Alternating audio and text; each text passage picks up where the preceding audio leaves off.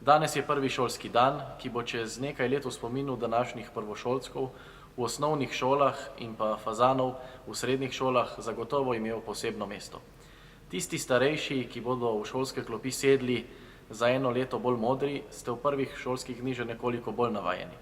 A za vse učence in dijake velja, da sta tako osnovna kot srednja šola prostora, kjer v svojem otroštvu in mladosti preživimo precej časa, kjer se jim vsak dan z novimi znanji na različnih področjih odpirajo novi svetovi, kjer spoznavajo nove prijatelje in skupaj z njimi ustvarjajo nove dogodivščine.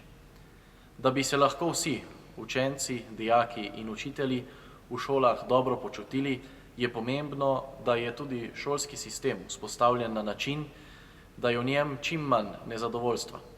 Kljub temu, da so slovenski otroci in dijaki v znanju, kar se tiče evropskega povprečja, precej dobri, pa imamo v slovenskem šolskem prostoru nekatere anomalije, ki bi jih kot moderna evropska država že morali odpraviti. Ena od teh je na primer 100% financiranje zasebnih osnovnih šol, ki izvajajo javno veljavne programe.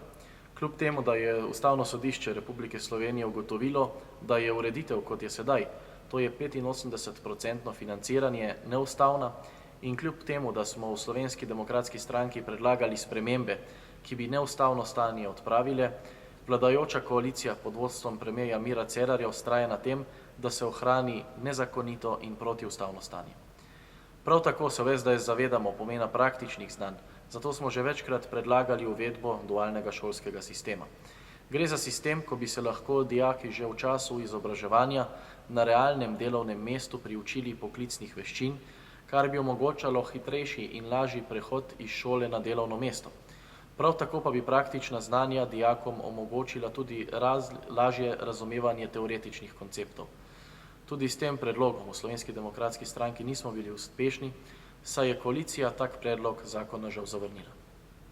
Še vrsto drugih sprememb in predlogov za izboljšanje šolskega sistema bi lahko našteli, na primer predloge Slovenske demokratske stranke za računalniško opismenjevanje, za razbremenitev učiteljev in tako naprej. Vendar večina žal v parlamentu ni dobila podpore. Naši predlogi pa gredo v eno samo smer.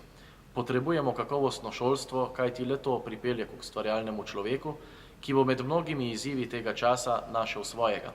Ustvarjalnost pa nas bo pripeljala tudi do novih delovnih mest.